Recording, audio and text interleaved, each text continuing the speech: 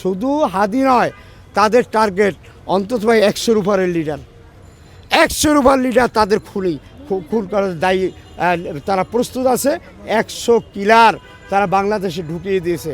CID তো আছেই এবং বিভিন্নভাবে লোক তো আছেই আমাদের পাশে পাশে, কাকে সুযোগ মতো পাবে তাকেই শ্যুট করে দিবে। তাই আপনারা সকলে, আমি ওই দিন এনসিপির এক লিডার তার কানে কানে বলেছি, বাবা তুমি সাবধানে থেকো, তুমি সাবধানে থেকো, একা কখনো চলাফেরা করবে না, আমার দেশের অবস্থা ভালো না। হাসান আবদুল্লাহ পাইলে বলছি তুমি দাঁড়াইও, আমার সাথে দেখা না করে যাবে না, মনে হয় কবর ওখানে গেছে আর পরে পাই নাই, আজকে হয়তো দেখা হবে।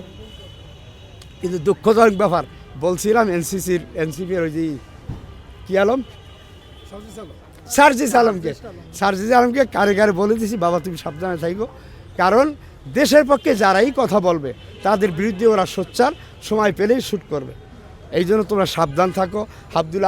আবদুল্লাহ হাসনাতকেও পেলে বলতাম, আজকে হয়তো দেখা যদি হয়, ফোনে কথা হয়, বলে দেবো ইনশাআল্লাহ। আমি যাদেরকে বলা বলে দিই, আমাকেও হয়তো খুন করে ফেলতে পারে,